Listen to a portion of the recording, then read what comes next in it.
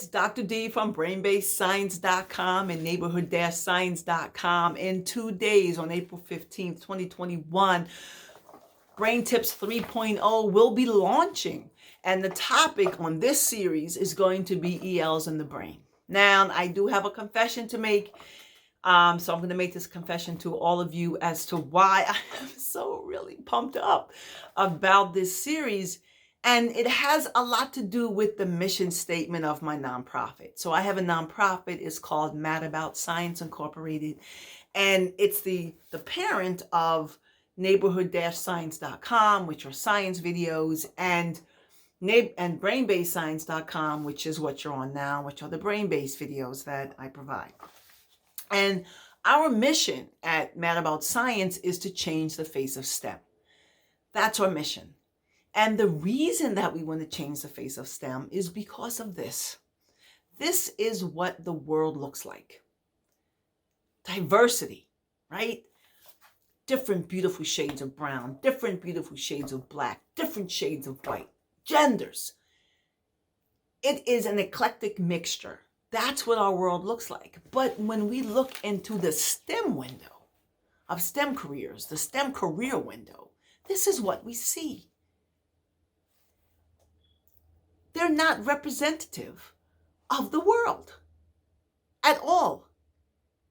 And so we need to figure out, what can we do so that when we look at a picture of the world and we look at a picture of STEM careers, that we can't tell which one is which. And one of the ways we do this is we do this through education. And it's not about equality. It is about equity, because this is equality. This is equity. So we have to make changes into what we're doing educationally so that those students whose first language is not English, or students who are struggling, can receive assistance so that they can have a fair deal, a fair shot of taking the coursework that's needed to enter STEM fields. And this is what we have to realize. The languages spoken in the world, you know how many languages are spoken in the world? Over 7,000 languages are spoken in the world. Do you know how many languages are spoken in the United States? 350, somewhere around there. And look at this data on the languages spoken in some of the metropolitan cities in the United States. Look at those numbers. So can someone please tell me why general education teachers and teacher education programs, or those who go through the alternate route like I did, are not required to take coursework in how to teach students whose first language is not English? How is that possible? And that's what has to change. And that's one of the reasons that I'm very, very excited about this series, because what I'm going to be doing is going to be providing educators, boots on the ground educators, which are the teachers, with strategies on how do you teach to students whose first language not only is not English, but are at the different levels of language acquisition with your native English speakers. How do you do that successfully so that these students can have the same opportunities to take these advanced rigorous courses? That's what Brain Tips 3.0 is about, ELs in the brain. So it's so that you can understand what happens in the brain when we're learning a second language. There's a lot of cool stuff that actually happens. And then how can we use that information to be able to teach students equitably in that classroom?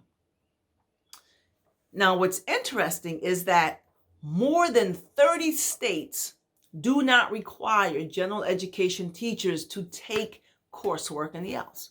Over 30 states don't even require it.